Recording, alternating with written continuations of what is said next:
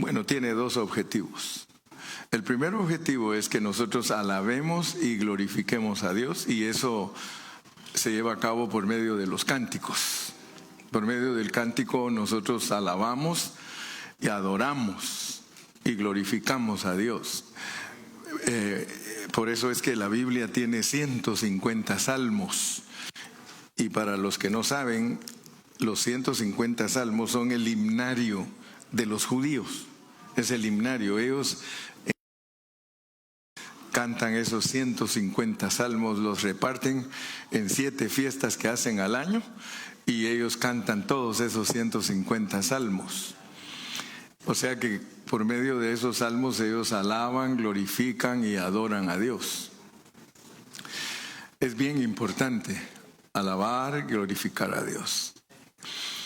Cuando ya entramos a la tipología de la Biblia, ahí podemos darnos cuenta que el rocío, lo que cae antes de que cayera el maná, dice que formaba una escarcha sobre la tierra para que cuando cayera el maná no se ensuciara.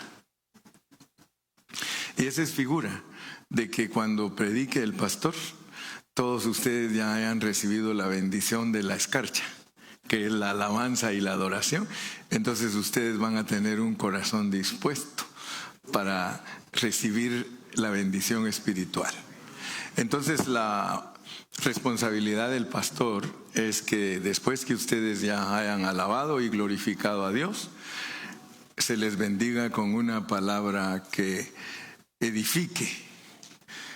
En muchos lugares pierden el tiempo, no estudian la palabra y por eso no conocen a profundidad el propósito eterno de Dios. Pero bienaventurados aquellos que tienen hambre y sed de justicia, porque ellos serán saciados. Entonces ahorita vamos a entrar a unos minutos de bendición espiritual, pero yo quiero que todos estén bien conscientes y entendidos lo que vamos a hacer, ¿verdad? Porque las reuniones cristianas tenemos que darles el sentido que tienen, porque muchos se reúnen por reunirse. Es más, algunos a dormir se van, ¿verdad? En cuanto el pastor empieza a predicar, como que dijeran buenas noches, ¿verdad? Y al rato los ronquidos hasta el pastor los escucha. Y cuando usted se duerme, hasta a mí me dan ganas de dormirme también. Pero yo espero que en esta mañana ninguno se duerma.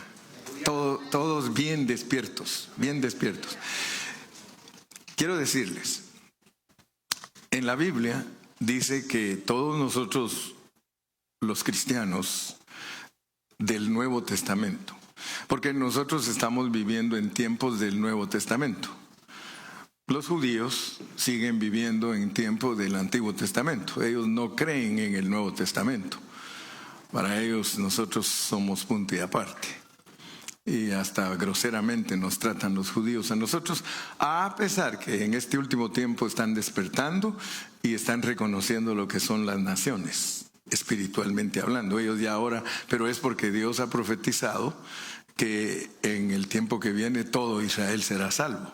Entonces tienen que ir cambiando de actitud y de hecho es sorprendente la manera en que están respondiendo, porque uno se queda asustado. Yo les estaba contando a ustedes hace poquito que me impresioné al escuchar a unos rabinos, porque uno de ellos principalmente, que es un hombre muy importante para los judíos, él dijo que había que considerar a los cristianos gentiles. Dijo, tenemos que considerarlos porque los cristianos gentiles tienen 2000 años de estar diciendo que el Mesías es Cristo. Dice, y nosotros los hemos excomulgado totalmente. Para nosotros, los gentiles que creen que Cristo es el Mesías, dice, están excomulgados del judaísmo. No cree, esa es una herejía lo que ellos enseñan, nosotros enseñamos la verdad, así dice. Y él insistía y decía, yo no soy cristiano, yo soy judío. Pero hay algo que nos está llamando la atención, dice. Hay algo que nos está como impresionando, dice. Que nosotros los judíos, durante los 2000 años que ellos han dicho que Jesús es el Mesías, entre nosotros se han levantado más de 20 Mesías que creemos que era el Mesías. Dice, este sí es. No, y aparecía, ahora este sí es. Y ahora este es. Y ya vieron que llegaron hasta el momento de Cristo y como que no es porque lo mataron. ¿Verdad? Porque para ellos el Mesías de ellos no lo tienen que matar. Entonces dijeron, ¿por qué nosotros a toda la gente judía que ha creído como en 20 Mesías nunca los hemos excomulgado? Nosotros seguimos creyendo que son judíos puros, ortodoxos, ultraortodoxos y no sé cuántos más doxos tienen, pero muchos doxos y los mexicanos soxos, ¿verdad? O los oxos. Pero el asunto es de que ellos están despertando ahora porque Dios está preparando el corazón de ellos, porque ellos tienen que aceptar a Cristo cuando Él regrese y toda la nación va a ser salva. Entonces Dios está preparando el ambiente y eso es impresionante, porque ahora ellos dicen, definitivamente los gentiles, las naciones que son cristianas y que creen que Jesús es el Mesías, nunca han cambiado de pensamiento. Ellos por 2000 años, Jesús es el Mesías, Jesús es el Mesías, Jesús es el Mesías, Jesús. Y nosotros como 20 Mesías y excomulgándolos a ellos. ¿Y por qué no excomulgamos cada Mesías que alguien cree que no es? Excomúlguenlo. Pues ya no tendrían nada de pueblo judío porque los tendrían que excomulgar a todos. Pero noten pues cómo Dios prepara los asuntos. Y estoy hablándoles de esto porque nosotros al estudiar la palabra tenemos que entender quién y qué es Cristo. ¿Quién y qué? Recuérdense que quién no es lo mismo que qué. ¿Qué es Cristo y quién es Cristo? Muchos hermanos, porque yo tengo 68 años de ser cristiano y ni aparento la edad, dijo aquel. Pero yo tengo 68 años de ser cristiano porque a mí me trajeron a la iglesia a los 5 años. Y este año, por la gracia de Dios, voy a cumplir 73. Aleluya. Voy a cumplir 73 sirviendo a Cristo. Pero quiero decirles pues que cuando uno tiene muchos años de ser cristiano, en realidad si se escribiese un libro, uno tiene mucha historia. Durante esos 68 años que he vivido como cristiano,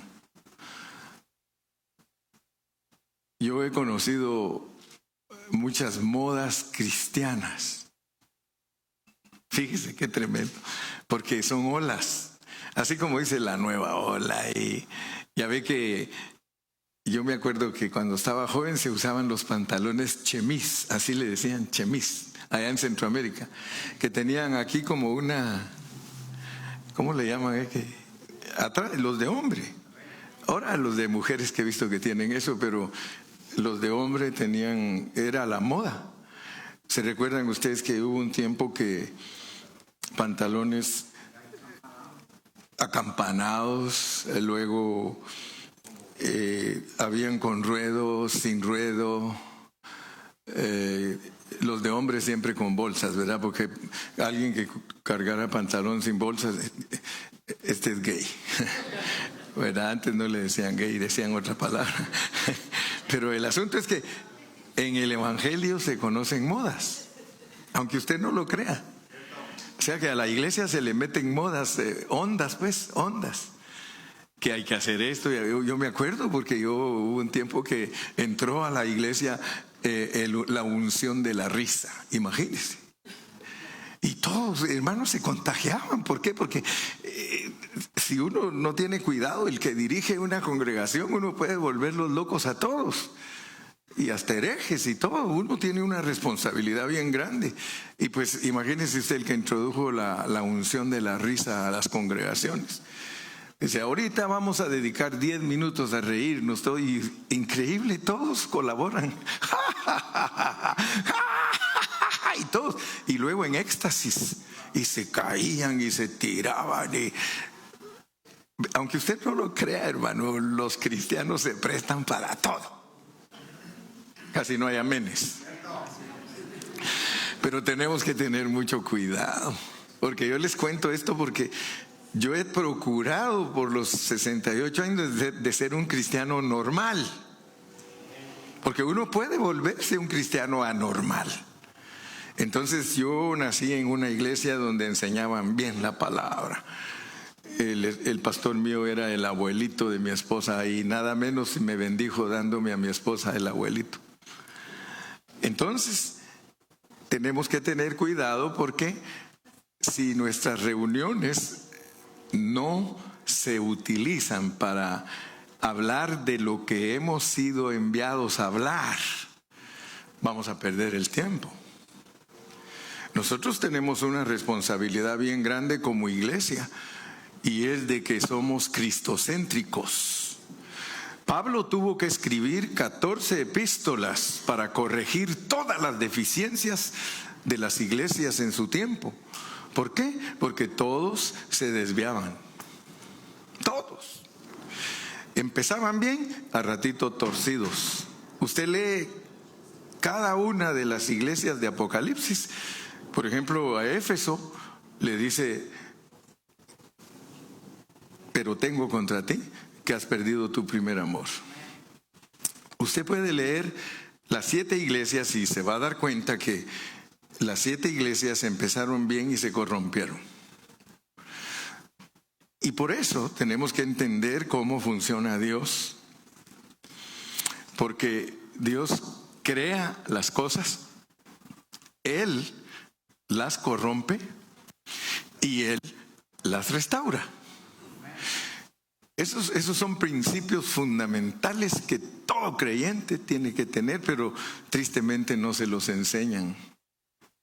No se los enseñan, y por eso la gente tiene conceptos de esto religiosos. Yo lo que menos quiero es ser religioso. Yo quiero ser un cristiano genuino que no anda por religión, sino por experiencia. Entonces noten ustedes que el apóstol Pablo nos dice que nosotros no somos ministros de la letra. Y por eso quiero apelar al amor de ustedes hacia Dios, para que no les ministre yo letra, sino que yo quiero tocar el espíritu de ustedes. Dice Pablo que somos ministros del Espíritu, no del Espíritu Santo. Ahí, claro que somos ministros que predican los asuntos del Espíritu Santo, pero cuando Pablo dijo que somos ministros del Espíritu y no de la letra, se está refiriendo a algo muy importante que nosotros tenemos que entender. Se está refiriendo a que nosotros no tenemos que llenar de conocimiento a la gente, sino que tocar.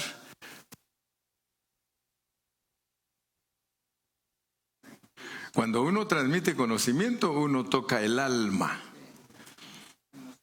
El alma de la persona está compuesta de intelecto, sentimiento y voluntad. Si yo soy un predicador almático, yo voy a tocar su alma. Y tristemente en el pentecostalismo, eso es lo que se practica, tocar el alma.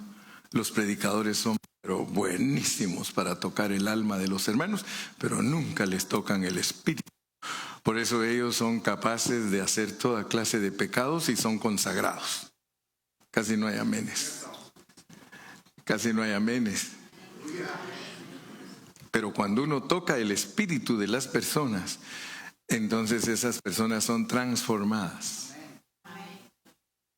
Y la meta de todos nosotros como siervos de Dios debe de ser esa.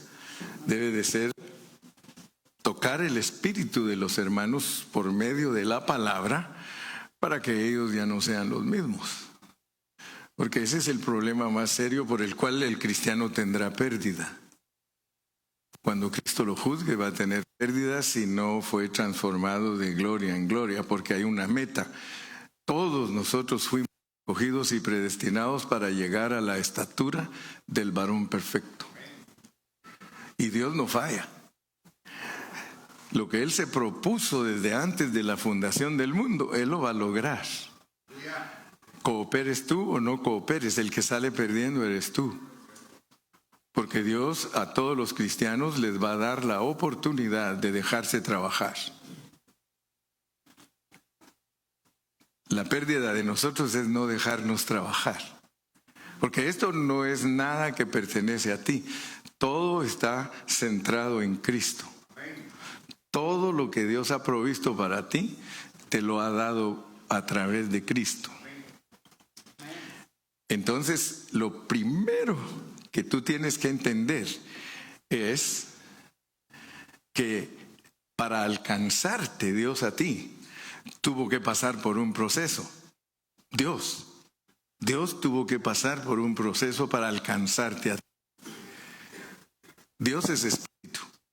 Y la Biblia dice que nadie lo puede ver. Y que si quiere saber quién es Dios y conocer a Dios, tiene que hacerlo a través de la persona de Jesucristo. Entonces, por eso estamos estudiando qué es Cristo y quién es Cristo.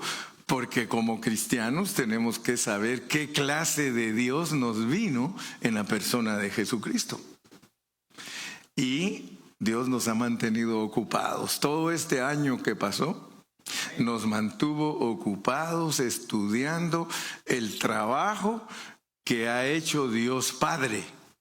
Y ya vieron que atributo tras atributo, asunto tras asunto, ocupamos un año para solo hablar del trabajo que Dios ha efectuado como Padre Celestial. Porque es importante, mi hermano, y perdone que insista, importante que nosotros como cristianos sepamos cuál es el trabajo de nuestro Padre Celestial, cuál es el trabajo de nuestro Señor Jesucristo y cuál es el trabajo del Espíritu Santo. Y no porque sean tres dioses, sino que es el proceso de Dios el que pasa tratando con nosotros. Como Padre Celestial, ya ven que Él trabaja desde la eternidad pasada. Desde la eternidad pasada Dios está bregando y trabajando con su universo entero, no solo con la tierra. El Dios que nosotros servimos es un Dios universal, es un Dios que tiene tratos con el universo entero. Y pues si apenas entendemos los tratos de la tierra, hermano, ¿cómo vamos a entender los tratos de los otros, de las otras esferas donde Dios trabaja? Porque ahí tiene principados, tiene potestades, tiene querubines, tiene serafines, tiene terafines, tiene... Oiga, y yo pienso que jamás entenderemos los tratos universales si no entendemos los tratos terrenales. Tantos años perdidos. Usted ha perdido muchos años y se lo digo con la autoridad espiritual. Muchos de ustedes han perdido años sin conocer misterios y secretos que corresponden a Dios. Por eso cuando se acercan a mí le digo, ¿por dónde vienes? Quiero saber por dónde, porque con tantos brincos, estando el terreno tan parejo, le digo, no machas conmigo. Quiero saber qué sabes de esto. Y por eso aprendí con un misionero que a él lo mandaron a Filipinas. Lo mandaron de misionero, de aquí de Estados Unidos. Y según él, dijo, voy a ir a Filipinas a enseñarles a los hermanos de Filipinas la palabra de Dios. ¿Y cuál fue su sorpresa? Que los hermanitos de las aldeas de Filipinas y los pescadores y gente bien humilde sabían más que él de la Biblia. Entonces tuvo que mandar una carta. Y la mandó aquí a su headquarter, a su cuartel general de aquí, y mandó a decir, ya no cuenten conmigo como misionero, dijo, me quedo en Filipinas aprendiendo la palabra de Dios. Entonces uno tiene que saber cuando se junta con otros, antes de desplegar, como decimos, saber en dónde están los otros, porque donde uno a veces se cree maestro es alumno, ¿verdad? Entonces tenemos que estar bien preparados aún para juzgar al que habla. Porque la palabra de Dios dice que todos los que oyen la predicación tienen que ser como los de Berea, que tienen que ejercitarse para saber si es cierto lo que está diciendo el que predica. ¿Verdad? Porque tanto peca el que agarra la pata de la vaca, dice, como el que la degolla. Así que somos culpables todos. Yo soy responsable de predicarles a ustedes una palabra sobria y ustedes son responsables de investigarla para que dejen de ser un día discípulos y se vuelvan maestros. Porque esa es mi carga, reproducirme. Tengo casi medio siglo predicando y gracias a Dios que produzco pastores. A veces me dicen a mí, es que hay que ir al seminario. ¿Qué seminario? Vaya a una iglesia donde Dios está bendiciendo y están saliendo adelante y ahí lo prepara Dios a usted para que se salga de ahí como pastor. Y si no sale como pastor, tampoco se avergüence, porque se necesitan unos cuantos burros para jalar la carreta. Sí. Pero lo digo con todo respeto, ¿ah? Porque a los burros les dicen burritos.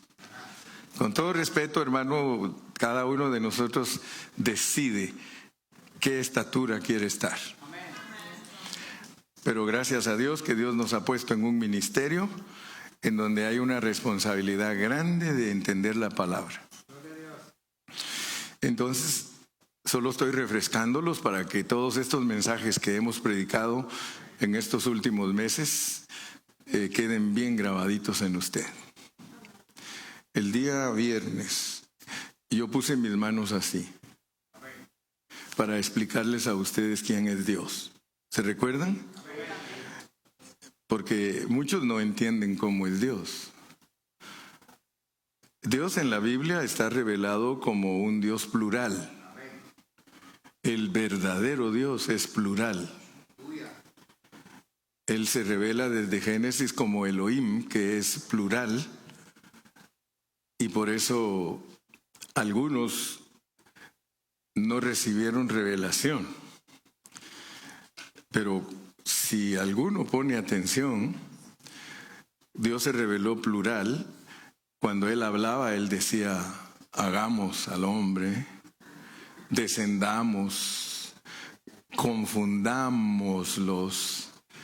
Entonces Él siempre ha hablado como un Dios plural. Y eso es importante entenderlo, porque si no, no van a entender que Génesis es igual a Mateo. Génesis es el primer libro de la Biblia y ahí el nombre de Dios es Elohim, que es un nombre plural y se distingue por hablar en plural. Él dice hagamos, descendamos, confundamos. Y en Mateo dice, por tanto, id y haced discípulos bautizándolos en el nombre. Es un nombre.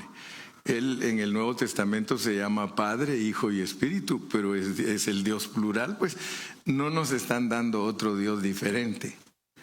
Nos están dando el Dios plural del Antiguo Testamento, pero ahora nos lo ponen en el Nuevo Testamento y nos lo ponen más claro.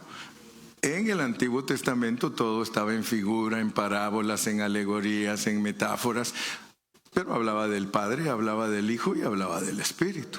Solamente que los que no ponían atención a todas esas escrituras, pues Dios no los visitó, pero a los que pusieron atención, Dios los visitó.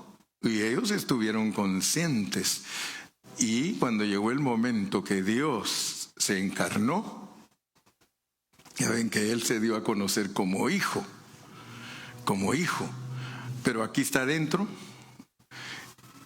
Una vez, tratando yo de explicarles a todos cómo es Dios, me recuerdo, ¿te acuerdas, Iván, que yo hacía un círculo bien grande y lo llenaba de puntos? ¿Te acuerdas, Gilmar? Lo llenaba de puntitos. Y les dije, llenen todo un círculo de puntos. Yo no sé cuántos puntos van a haber ahí, pero yo quiero que ustedes entiendan a Dios. Y les hacía yo el círculo bien grande y hasta pedía ayuda porque no me daba abasto yo para llenarlo de puntos. Y venían hasta 3 y 4 con su lapicerito ahí a estar así. Y al final, tal vez de unos 5 minutos, teníamos un círculo lleno de puntos. Y yo les decía, ese es Dios. Ese es Dios. Dios es un ser. Y por supuesto que trataba de explicarlo también para que lo entiendan, ¿verdad? Porque les digo, miren, las cosas naturales explican las cosas espirituales. ¿Cómo es usted? Le digo, usted es un varón, usted es un varón, usted es un papá. Le digo, adentro de usted tiene todo, todo. Ahí tiene a su esposa y ahí tiene a todos sus hijos. Si Dios le permitiera a usted engendrar un hijo cada año, yo creo que a los 40 años de casado usted tendría 40 hijos. Pues para su información, han existido esas clases de personas. ¿Verdad? ¿Cuántos hijos tuvo tu abuelita, mija? ¿Dónde está mi esposa? 26 tuvo, ¿verdad? Mire, mi esposa es nieta de una abuelita que tuvo 26 hijos. ¿Habrá aquí quien le gane? 26 hijos. Ahora, ¿dónde estaban esos hijos? En los lomos de su varón. ¿Sí o no? Ok, entonces yo estoy tratando que usted ejercite su pensamiento. ¿Dice la Biblia que Dios es el Padre de los espíritus? ¿Cuál es el versículo? Hebreos, ¿cuánto? Dios es el Padre de los espíritus. Pongámoslos para leer Biblia, porque si no después se van a ir y van a decir, es hereje porque no usa la Biblia. Antes que me juzgue de hereje cuando se vaya, le doy permiso si me quiere juzgar, pero júzgueme espiritualmente. Dice que Dios es el Padre de los espíritus. Ahí va a aparecer ahorita en la pantalla, primeramente Dios.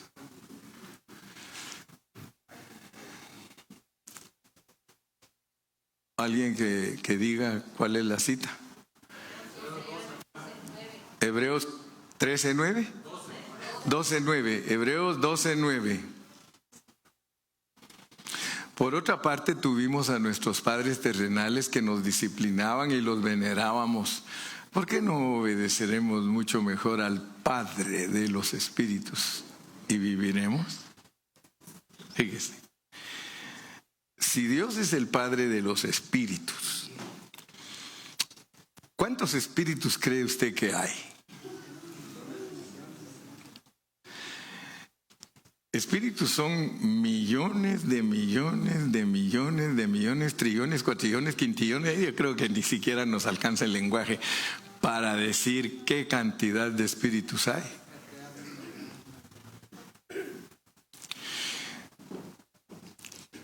Si ustedes usan ese círculo para entender a Dios, van a ver que cómo se ayuda a uno mismo y uno mismo ejercita su pensamiento.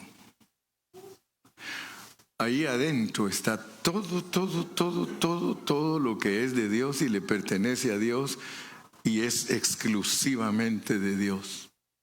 Ahí está todo.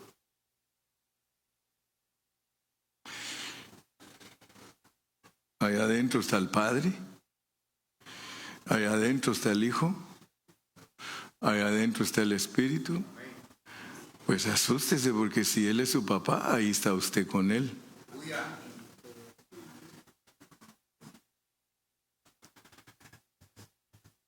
Y se puede salir de ahí. De acuerdo a la Biblia, se puede salir de ahí. Y esto es maravilloso, hermano. Esto es precioso, mire, porque como yo he estudiado la Biblia y por eso yo puedo platicar con usted, y si usted es entendido, usted dice, wow, esto está bueno. De ahí se puede salir. Pero cada vez que alguien sale, fíjese, aquí adentro es creación. Aquí adentro es creación. Todos criados aquí adentro. Somos creación de Dios.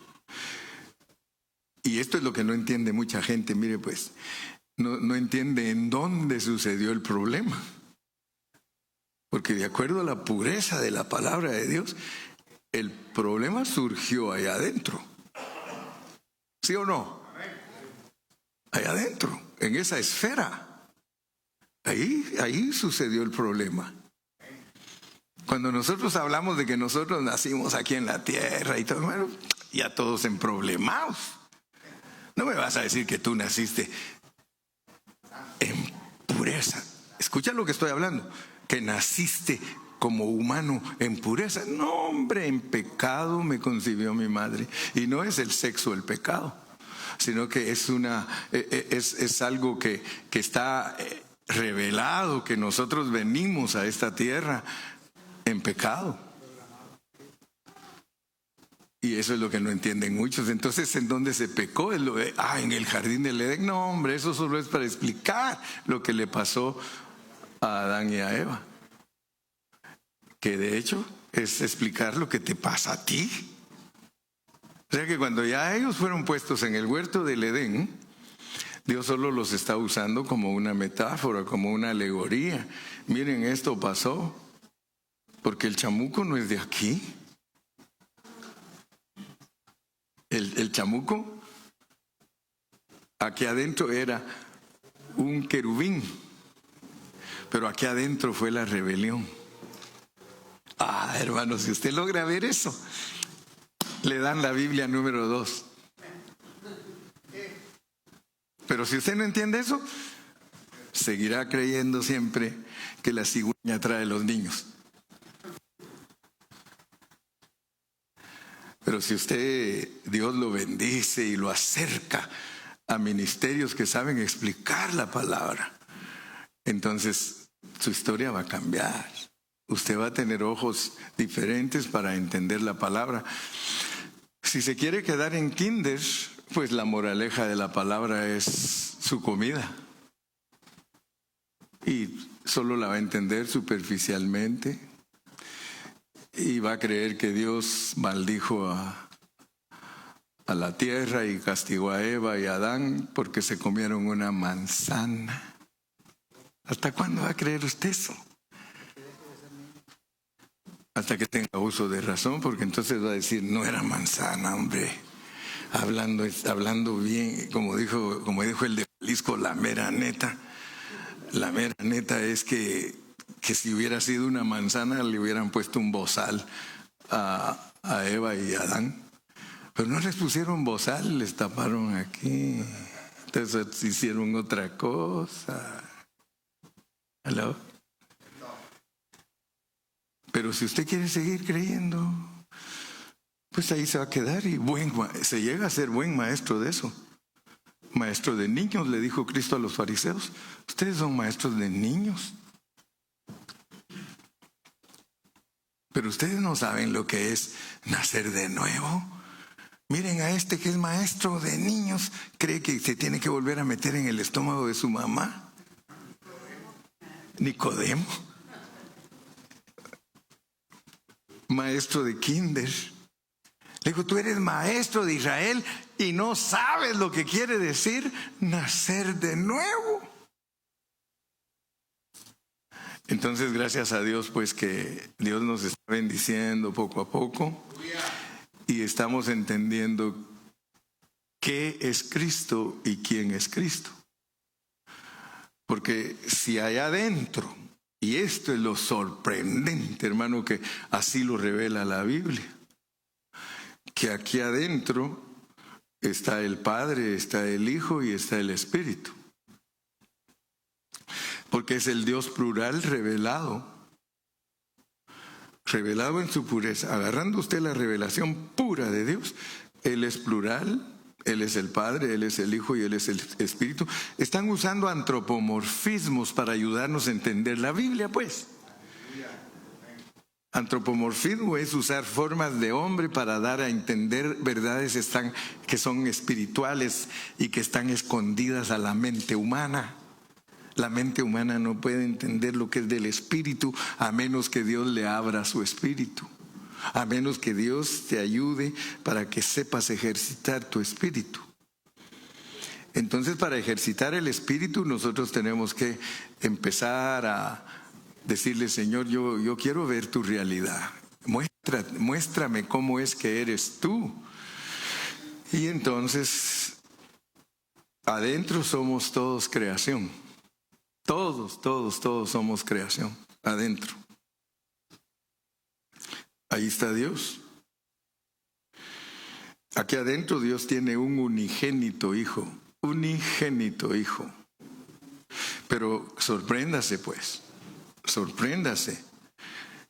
Porque cuando sale de allí, de esa esfera, Dios sale como hijo. Como hijo.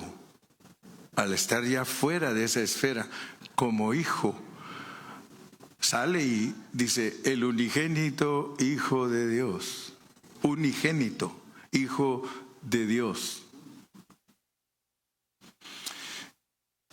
Encarnado. Juan 1:14. Leamos Juan 1:14 para que veamos cómo es el unigénito Hijo de Dios. Unigénito. Juan 1:14. Unigénito Hijo de Dios. Y aquel verbo, o sea, el hablar, se encarnó y vivió aquí entre los hombres, y los hombres vieron su gloria, que es gloria del unigénito del Padre. Noten pues, aquí adentro, ahí está el Hijo también con el Padre, porque esto lo dice desde el versículo 1, en el principio era el verbo era con Dios, el verbo era Dios, era en el principio con Dios, o sea que aquí está adentro. Pero Él sale. Y esto es lo que no han entendido muchas personas. Leamos Efesios 2:10 otra vez. Ya saben que ese versículo lo uso 1000 veces porque es el versículo de oro para ayudarnos a entender. Porque somos hechura suya. Tú tienes que entender que eres hechura de Dios. Dios dijo un día, hagamos. Pero aparte de eso, tú tienes otra cosa, que tú fuiste creado en Cristo Jesús.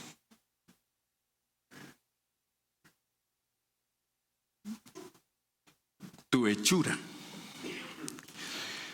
Si Él sale de aquí, fíjese, aquí adentro todo es creación. Creados en Cristo Jesús. Pero al salir nos volvemos hechura. Al salir aquí, uno se vuelve hechura. Aquí adentro somos espíritus creados. Allá adentro estamos con nuestro papá. Ahí estábamos, vamos a decirlo, en los lomos de papá. Entonces cuando Cristo salió, pero noten pues, porque el asunto es bien delicado, porque si alguien no sabe trazar la Biblia, va a decir cosas torcidas. Él sale como hechura, pero sigue siendo el unigénito Hijo de Dios, porque dice la Biblia que vimos su gloria, gloria del unigénito. Y esto es lo que los testigos de Jehová no entienden. Esto no lo entienden los judíos, ni tampoco tú.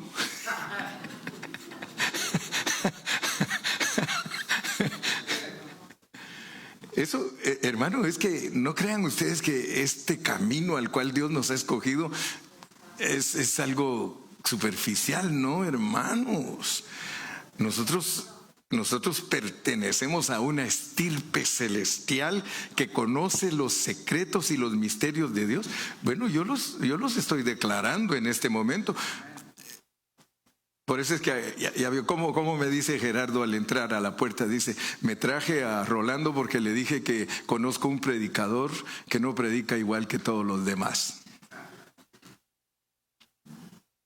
¿Sí?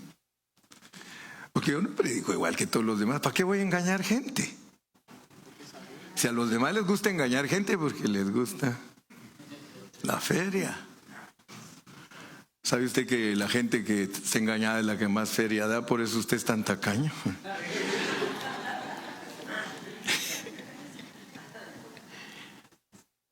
Hermano, la gente engañada es la que más dinero regala para la obra de Dios.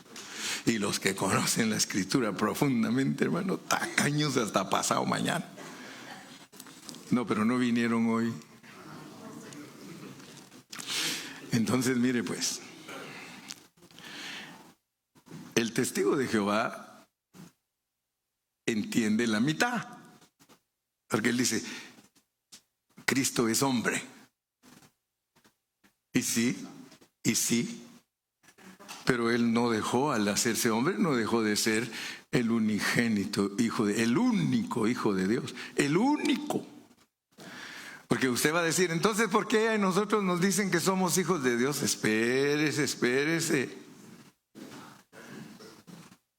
Usted se va a dar cuenta que Cristo mismo es procesado. Él es el unigénito hijo de Dios. Él es Dios, pues. Él es Dios que se hizo hombre. Y no dejó de ser Dios al estar como hombre. Él no dejó de ser Dios. Ahora vamos a leer otro versículo. Leamos Romanos 1:4. Romanos 1:4, para que ustedes entiendan cómo le llaman al Hijo cuando Él sale. Cómo le llaman al Hijo cuando Él se encarna. Aunque Él es Dios y se hizo hombre, Él nace de María, y aquí esto hace pedazos a los católicos. Nace de María como hijo del hombre. Como hijo del hombre. Porque Dios lo va a reconocer como hijo de Él, pero miren hasta dónde lo reconoce como hijo de Él.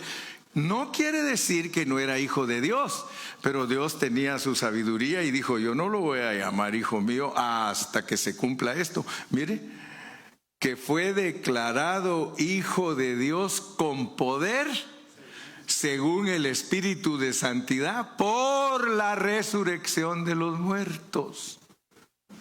Papá Dios, dice oficialmente, cuando lo resucita de los muertos, hijo de Dios. Pero fíjense pues, hasta que Él resucita, tiene hermanos. Nosotros no éramos hermanos de Él. Pobres los mormones, porque dicen que el diablo es hermano de Cristo. Pobres porque Él, en la vida del Espíritu, sin salir a la hechura, Él no tiene hermanos. Es el unigénito Hijo de Dios. Pero Él nace ahí en la aldea de Belén, vive 33 años y medio en esta tierra, va a la cruz del Calvario, resucita, se sopla en los discípulos, sube a recibir toda la autoridad y se derrama sobre los discípulos. Y Dios dice, ese es mi hijo, hijo de Dios, hijo de Dios. Entonces, para entender bien la Biblia, tenemos que entender y estudiar con cuidado al Hijo del Hombre y con cuidado al Hijo de Dios, porque como Hijo del Hombre no es nada de nosotros ni familiar de nosotros, es Dios como Hijo del Hombre. Pero como Hijo de Dios, dice que somos hermanos de Él. Por eso cuando resucitó, dijo, no me toquen porque no he subido a mi Padre. Espérense que suba a mi Padre, le voy a entregar todo lo que hice y que si lo acepta como lo hice, espérense, regreso. Y cuando resucitó les dijo, díganle a mis hermanos, especialmente a Pedro que lo había negado, díganle a mis hermanos que voy al Padre mío, Padre de ellos. Hasta entonces Dios es nuestro Padre, oficialmente. Eso se llama adopción. Por eso hay que entender lo que es un engendramiento y lo que es una adopción, porque muchos cristianos ni siquiera la diferencia de eso entienden. Nosotros, dice Juan 1:12, mas a todos los que le recibieron, a los que creen en su nombre, les dio potestad de ser hechos hijos de Dios, los cuales no son engendrados por voluntad de carne, ni de varón, ni de sangre, engendrados. Por eso dice Juan, ahora somos hijos de Dios, pero aún no se ha manifestado lo que hemos de ser. Pero espérense, porque cuando nosotros resucitemos seremos semejantes a Él, igualitos a Él, puros hermanos ya adoptados. Así que ahorita, aunque estamos contentos porque ya el testamento dice que dice Pablo, pero mientras son niños nada difieren de los esclavos. Esperen, tienen que crecer, porque cuando crezcamos a la estatura del varón perfecto recibiremos la herencia que Dios nos ha prometido. Dele palmas al Señor, hermano.